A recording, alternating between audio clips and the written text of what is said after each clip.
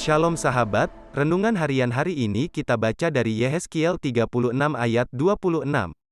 Demikian firman Tuhan, kamu akan kuberikan hati yang baru di dalam batinmu dan aku akan menjauhkan dari tubuhmu hati yang keras dan akan kuberikan hati yang taat. Rencana dan tujuan Tuhan atas manusia adalah memulihkan hati terlebih dahulu.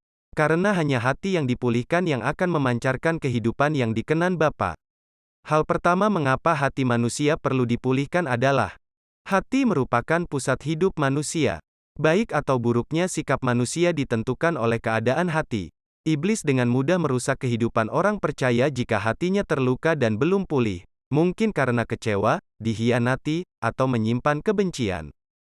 Itulah sebabnya firman Tuhan mengajar kita untuk menjaga hati agar selalu bersih dan penuh kemuliaan Tuhan. Amsal 27 ayat 19 mengatakan, seperti air mencerminkan wajah, demikianlah hati manusia itu. Hati adalah pusat dari kehidupan manusia. Matius 15 ayat 19 mengatakan, dari hati timbul segala pikiran jahat, pembunuhan, perzinahan, percabulan, pencurian, sumpah palsu dan hujat. Ketika korban persembahan tak diindahkan Tuhan, maka hati Kain menjadi panas dan mukanya muram. Akibat hati yang panas, Kain membunuh Habel adiknya karena cemburu persembahan adiknya itu diindahkan oleh Tuhan.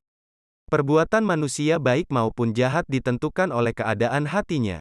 Hal kedua mengapa Tuhan mau memulihkan hati manusia adalah, karena hati manusia mudah tercemar. Markus 7 ayat 21-23 berkata, sebab dari dalam, dari hati orang, timbul segala pikiran jahat, percabulan, pencurian, pembunuhan, perzinahan, keserakahan, kejahatan, kelicikan, hawa nafsu, dan seterusnya. Jika seorang hatinya tercemar maka dapat menimbulkan berbagai macam sakit secara fisik maupun jiwa.